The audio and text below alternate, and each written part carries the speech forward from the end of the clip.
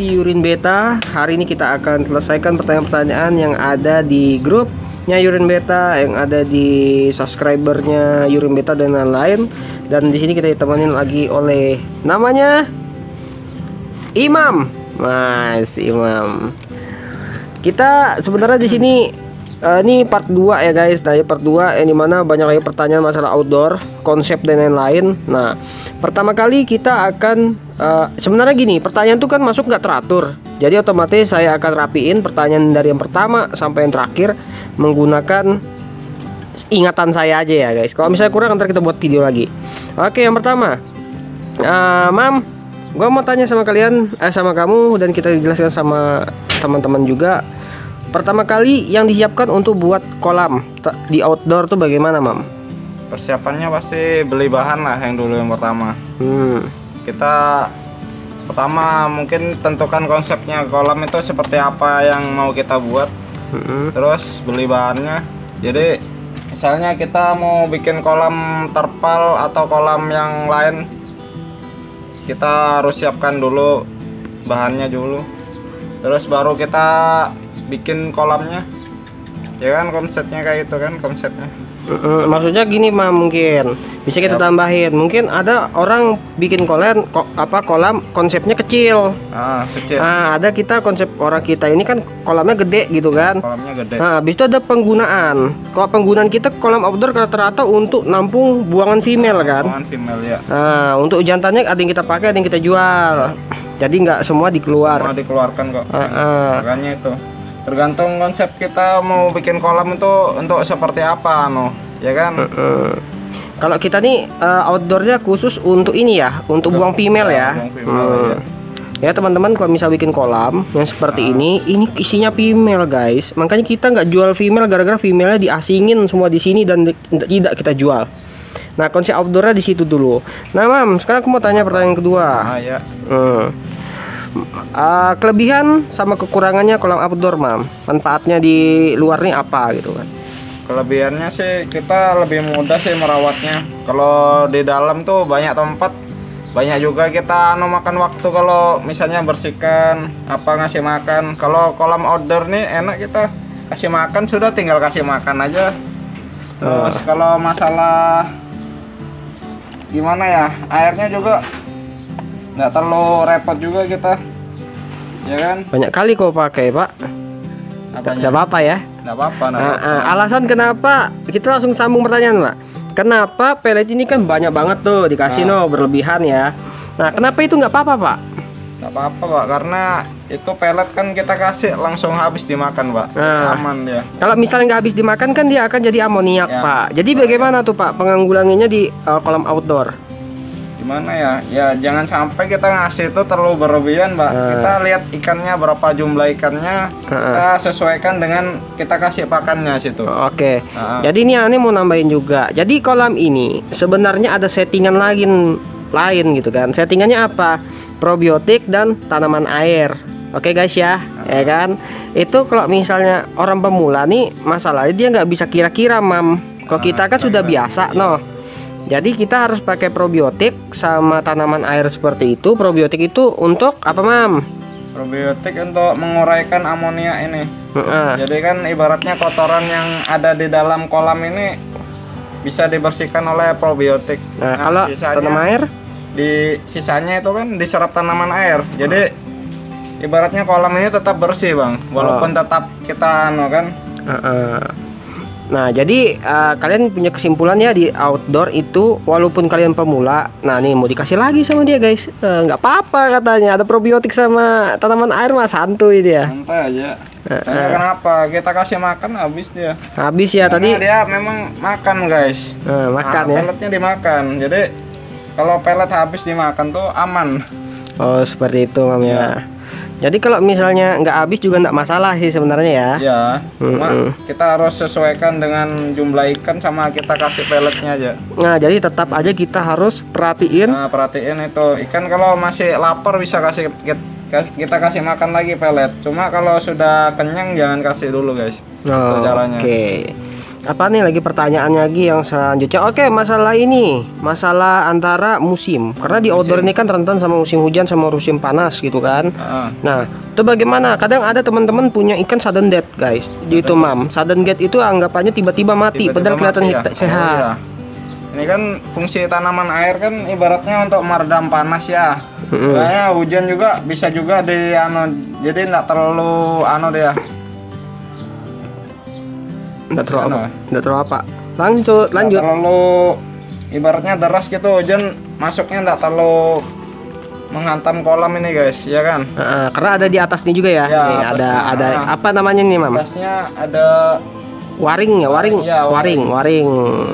Kita pakai berapa persen? 50% ya? 50% nih untuk ibaratnya mengurangi panas matahari guys. Jadi ibaratnya panas matahari yang turun nih nggak terlalu sampai guys, nggak terlalu panas gitu ibaratnya gitu. Nggak terlalu kencang juga masuk hujannya, panas juga terlalu panas. Betul guys, betul. Oke, Ane mau nambahin juga. Jadi di sini juga fungsi juga tanaman air ialah mengisap menyerap kadar asam dari hujan guys. Jadi kalian outdoor wajib menggunakan tanaman air, itu wajib ya.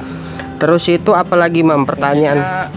Untuk menambah oksigen juga bisa ini tanaman air guys. Oh, bisa juga ya untuk oksigen ya. Jadi kan kadar oksigen di dalam air juga banyak guys, terjaga lah ibaratnya. Nah, kita juga mau pakai obat Pak guys untuk masalah kolamnya kita pakai super oksi untuk menambah oksigen. Itu untuk 1 kali semprot 50 liter. Jadi anggapannya oksigen juga tetap terjaga. Abis itu di sini di outdoor itu bagusnya gini, Mam ya. Di outdoor itu ada air hujan kan, air baru ya masuk. Nah, oksigen kan masuk lagi ya kan. Nah, itu. Kayaknya kan ibaratnya air hujan kan enggak langsung banyak masuk, guys. Jadi ikan tuh ibaratnya bisa beradaptasi gitu guys. Ya kan? Kecuali ikan baru, ikan yang beda sama ikan air yang biasa kita kan. Jadi ikan kaget gitu Kalau ini kan pelan-pelan dia hujannya masuk ini. Oh iya, siap. Jadi ikan masih bisa beradaptasi dulu guys kalau Apalagi, Mam, kira-kira pertanyaan, kira-kira orang tuh akan nanya masalah tuh kolam outdoor, kita kupas tuntas sini biar orang nggak tanya lagi, Mam. Apa biar jelas. Lagi nih. Kira-kira apa, Mam? Memang pengen lu bahas gitu. Apa ya? Bingung petani gua bingung, Bro.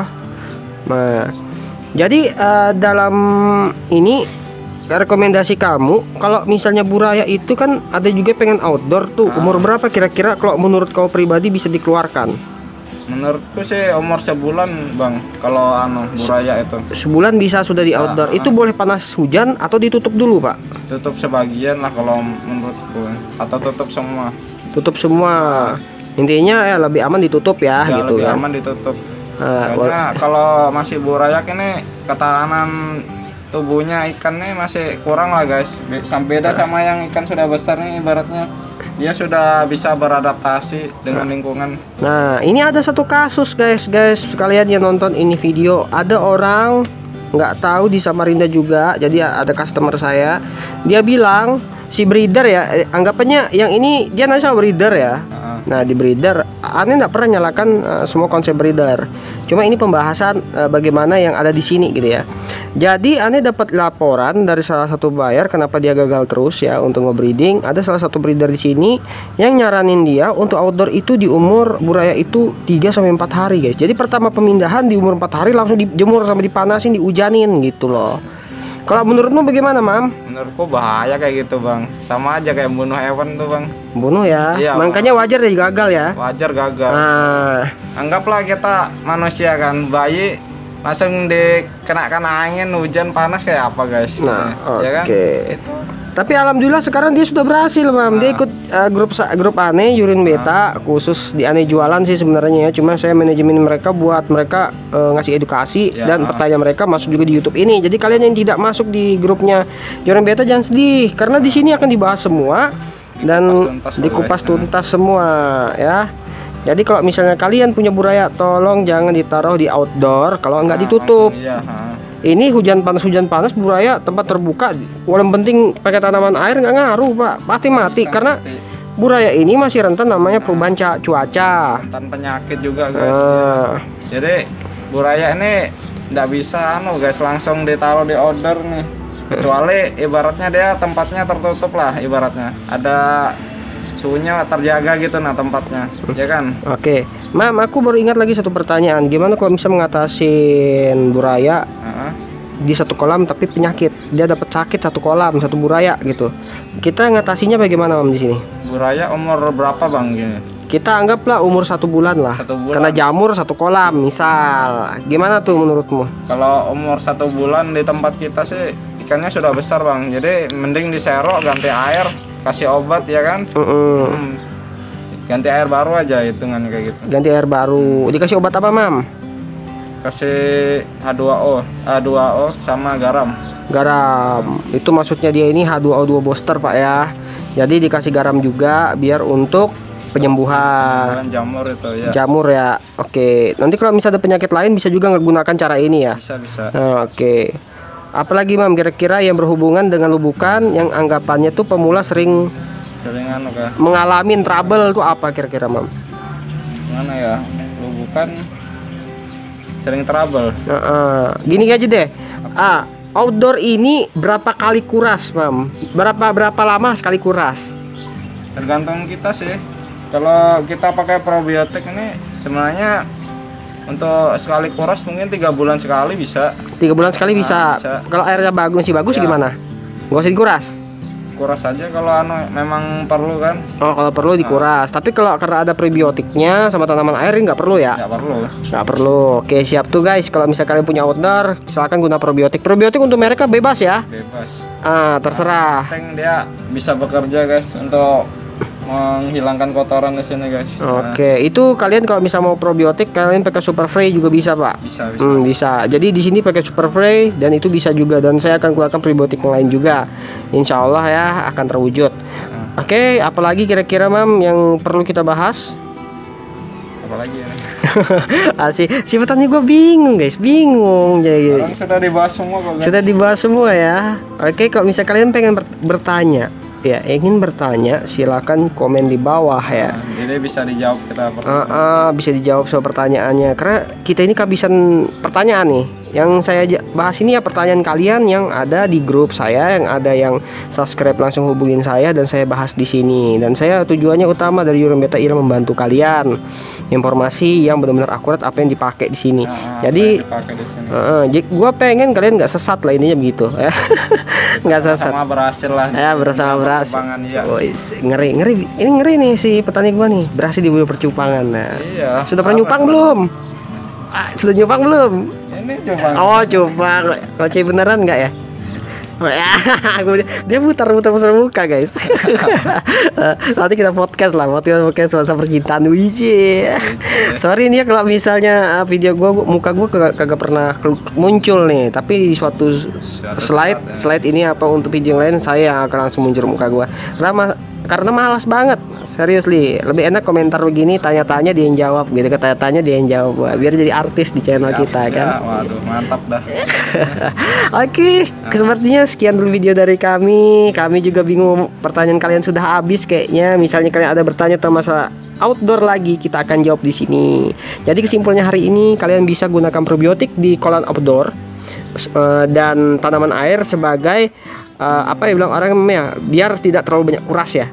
Habis itu gunakan ini untuk nahan panas nih, namanya waring atau paranet atau apalah. Ini ada kok di toko apa, Man? Perkebunan ya? Pertanian ada. Di pertanian ada, kalian beli. Kalau misalnya terpal yang bukan nih, plastik yang putih ini kalian beli di ini.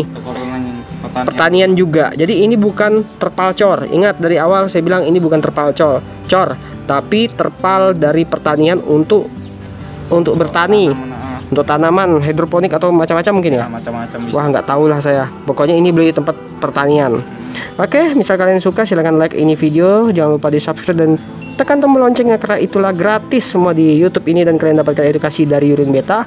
Semoga edukasi ini bermanfaat buat kalian. Jangan lupa selalu menjadi orang yang ingin berkarya di dunia percupangan dengan cara crossing, ngebreed dan lain-lain ya. Karena saya akan dukung buat kalian yang suka crossing breed guys. Oke, see you next time video. Kita lanjut di next video berikutnya. Bye bye dulu. Oke.